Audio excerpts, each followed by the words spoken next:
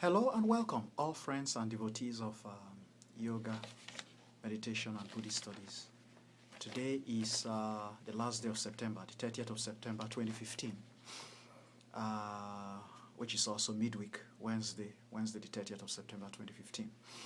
For all those who are watching my videos for the first time, I'll always advise you to proceed to my website or to the websites attached to this particular video. It just makes it easy for you to follow our studies.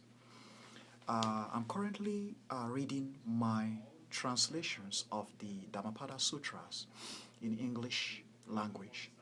I have done this research several years ago, and I'm currently working on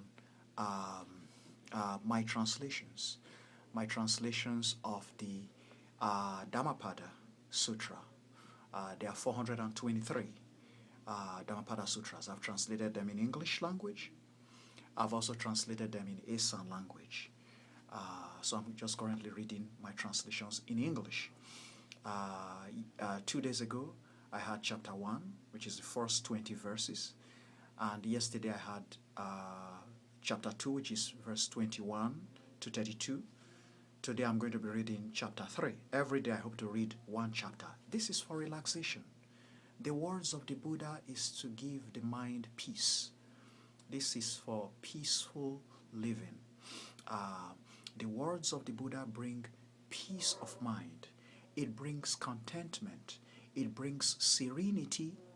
It brings tranquility. And it brings peace of mind. That's why we try to meditate on the words of the Buddha early in the morning, get out of bed, or last thing at night before you fall back to bed, because the objective of the Buddha was through wisdom to bring your mind calm, to bring your mind peace, to bring your mind serenity and tranquility. This is the exact objective of Buddhist meditations. Buddhist meditations is just to bring your mind calm and peace, which leads to happiness in spite of sufferings of life. There's a lot of suffering in life. Life entails a lot of suffering. This was what the Buddha spent all his 80 years on earth working on. Life is suffering, and he tried to teach solutions to suffering. So a great part of the solution to suffering is to meditate. Meditate, reflect and meditate on the words of the Buddha. It brings healing to the mind. It brings peace to the mind, calm to the mind. So we are now working on chapter 3. In chapter 3, we begin from verse 33. And the Buddha says in verse 33, like a fletcher making an arrow. These are my translations. This is my research, my own translations, my book, my Dhammapada. Verse 33 says, like a fletcher making an arrow, the sage disciplines and corrects his flickering, excited, troubled mind. Flickering, excited, troubled mind. The mind itself ever escaping and most untrustworthy. Verse 34 says, striving to be free from, that is to get rid of, the rule of the tempter. The human mind struggles like an aquatic being, like a fish or a dolphin, etc., captured from its original aquatic dwelling. A fish, dolphin, etc., captured from its original aquatic dwelling. Placed on bare earth, that is dry land, and left writhing and wriggling back and forth. The human mind, says verse 35, the human mind ever hankers after its own wants and needs, ever flickering, extremely difficult to guide or direct. It is good, quite useful, to train the mind. It is good, quite useful, to train the mind. A well-bred mind attains infinite happiness. A well-bred mind attains infinite happiness. 36, verse 36, Dhammapada.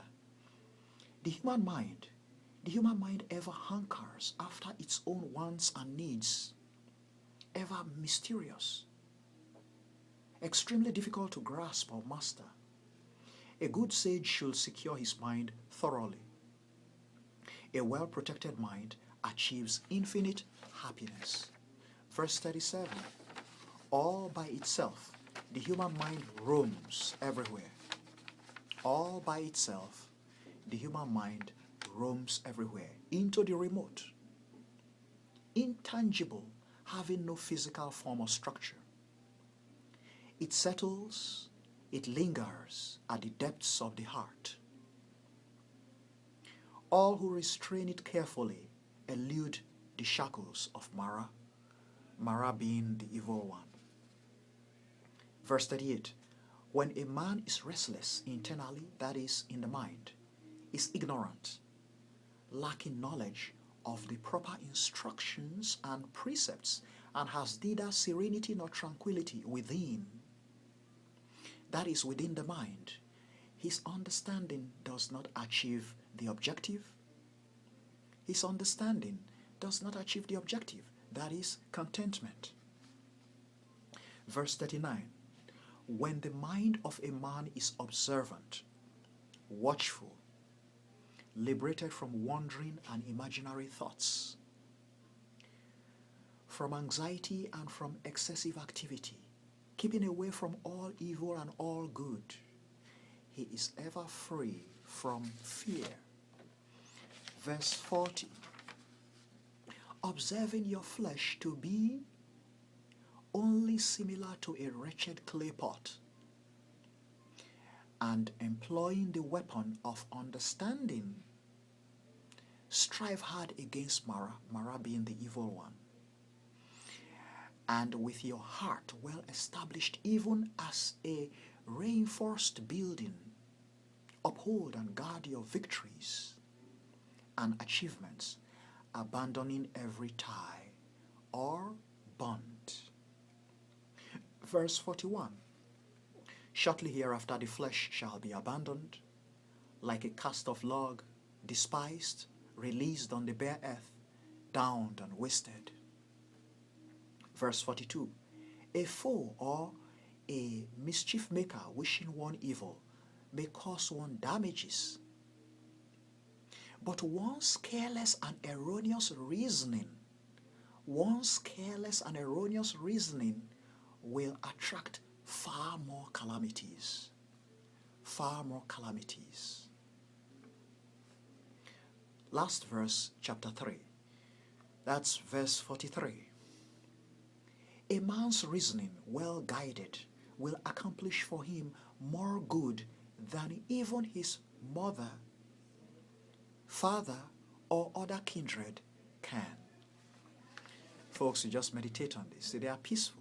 This is what the Buddha always taught. Words, the words from our tongue, they have a function. When you speak, you create. You are creating something when you speak. The words of your tongue is supposed to bring you peace of mind and happiness. Because of time. See, life is time. When the time is up, we die. We live. So if the words of your tongue cannot bring you happiness and peace of mind, then that particular time of your life was not used wisely. The Buddha says you must use time wisely. Because if you don't use time of life wisely, then you lose it.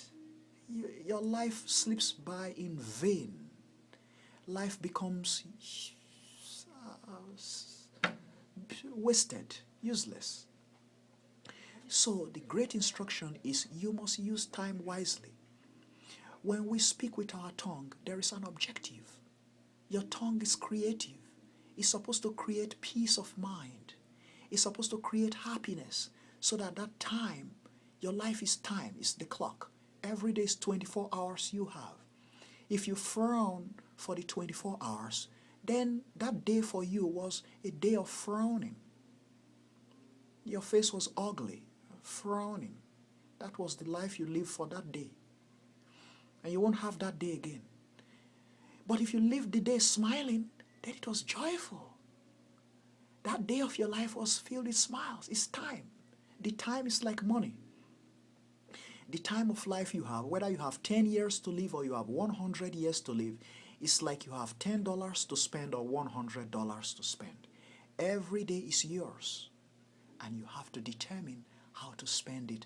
So if you destroy your time and you destroy your days, that's too bad. It's like you take your money and you put your money in the garbage can. It's wasted. We are creative beings. You must be able to sit down and create your life. You must be able to create happiness for yourself. This is the objective of the Dhammapada. That's why I took up the task to translate Dhammapada, because the Buddha had that objective. The objective of Dhammapada was, in spite of the sufferings of life, in spite of the troubles of life, in spite of everything, negatives of life, the Dhammapada is to bring positiveness, it's medicine, it's to bring healing, it's to bring peace, it's to bring calm, tranquility, everything that is good, blessings, success. So you have to tune life to the positive. We know the teachings of the Buddha, there are so many. Now, I challenge you.